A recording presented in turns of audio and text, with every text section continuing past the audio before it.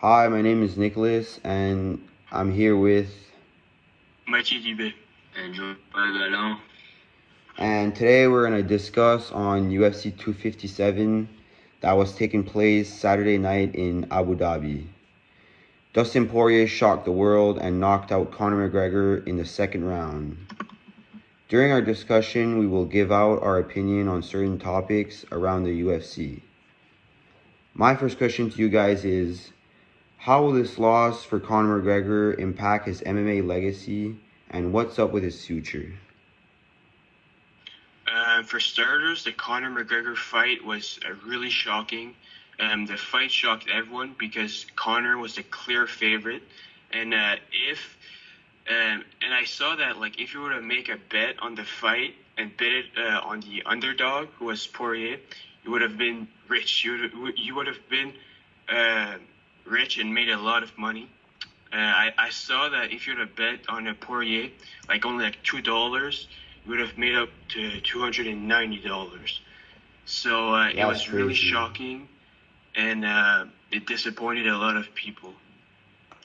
And my question is, what are your thoughts about the impact of social media on this fight? Yeah, like we said, Matt, it shocked the world. A lot of people thought McGregor would win. Like we said, the bets, I'm sure most of the people bet on McGregor to win. And nobody thought Dustin Poirier would come with a second round knockout. And on social media, there's been good and bad comments. All the fans of McGregor showed a lot of support, stay strong, next fight you'll get him. But some people like Jake Paul, trash talking, saying embarrassing stuff towards McGregor. That's super disrespectful. But you've seen good and bad stuff on social media, so yeah. Yeah, well, you talked about Jake Paul, and obviously I think everybody knows by now that they don't have a great relationship, and some people might say we can even see them in the octagon soon, or that's what Jake Paul wants to do, but we're not sure if McGregor would like to fight him. Yeah, but to add on that, McGregor talked about Jake Paul a bit, and he said he didn't really want to fight the kid. McGregor thought that Jake Paul was a lost little kid and was really talking down on him. So I'm not sure if they're gonna fight, but we'll see, I guess. Yeah, Dana White wasn't in on it. Dana White, the UFC commissioner, he wasn't in on it. He says it doesn't belong in the sport. A random YouTuber tries to fight the best fighters in the world. It doesn't belong in the sport. Yeah, you're totally right, because we're talking about Jake Paul here, who's a YouTuber, and he's trying to trash talk one of the best UFC fighters in recent history. So that I find it kind of disrespectful from him, but I'd love to see Conor McGregor just go in the octagon with him and absolutely beat him up. Yeah, but I don't think it would be a fair fight because Jake Paul only fought 2-3 people, and Conor McGregor has been fighting his whole life. So I mean, it would be fun to watch, but not really, because we already know the outcome. So. Yeah, exactly. Jake Paul is trash talking for no reason. He doesn't stand a chance in the octagon against Conor McGregor. Conor McGregor is, for sure, like Nick said, one of the most best fighters in recent history in the UFC. Jake Paul doesn't stand any chance against McGregor, and he doesn't seem to understand that. Yeah, I totally agree with you guys. Another thing is, we're talking about here a bad relationship between these two, but I found it really surprising that Conor McGregor, who's usually a trash talker when it comes to the conferences before the fights and all that, with Poirier, he showed a lot of respect, and these guys really played like men out there and showed that they are able to respect each other's in this sport. Yeah, you could see that the Conor McGregor and Dustin Poirier were really good friends. But the thing is, I like watching a fight when the two guys have like a beef in between them. So I found it that to be kind of disappointing. Just before the fight, they were trading hot sauce for a proper 12 whiskey, and I didn't really like that because you want to see the guys like argue and like have beef and like hype up the fight, not just like talk friendly and that stuff. Yeah, I couldn't agree with you more. Like, if you look at a couple of years ago, Conor McGregor versus Khabib, that was something else. Like, the press conferences is left and right, chirping, talking bad about the other person. Like, you want to see that, and then they take all their anger off in the octagon.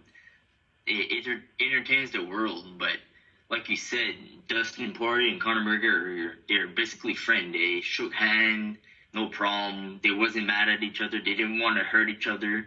But Khabib and McGregor, that was something else. They wanted to take each other's head off. Yeah, exactly what you said. And also, with all that beef stirring up before the match, after the match was over, Khabib even jumped over the fence and tried to fight some of the staff of Conor McGregor's team. Staff. Yeah, I found that very disrespectful, but it was obviously crazy to watch. Yeah,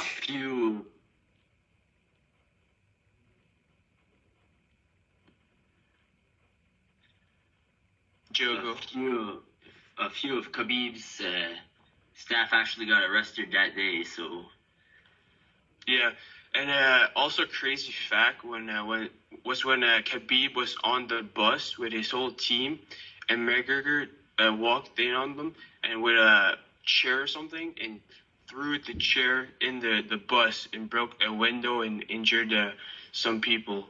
yeah, And, got fined for a lot of money and got arrested. So that was also crazy. I got a question for you guys. Actually, do you think Conor McGregor is one of the most viewed fighter in the world? I'm sorry, yeah, Joe. You're for gonna have to sure. repeat the question. I think it cut out. I can answer it. All right, yeah. Yes, I think he is one of the most, not the most viewed UFC fighter. Just to prove it, he fought Dustin Poirier like 2 days ago, and it was the most viewed pay-per-view of all the UFC. It was the most viewed and bought pay-per-view. So that proves the point right there. Yeah, I saw that stat too.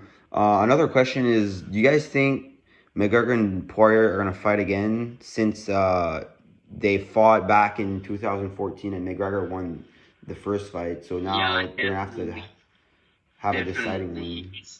You can even see after the game, like after the fight, they went and shook hands and said, "We're gonna go again." Like a second round knockout with these two good fighters. Nobody expected that outcome. Like, I'm sure everybody in the world wanted to see something more. So Yeah. I'm definitely sure they'll go back at it. Absolutely. Yeah, for sure. Because after the fight, they were saying it. Now it's 1-1, and they're gonna go for a second fight. I'm sure. I think one of the big reason why Poirier won the fight is because of his deadly calf kicks.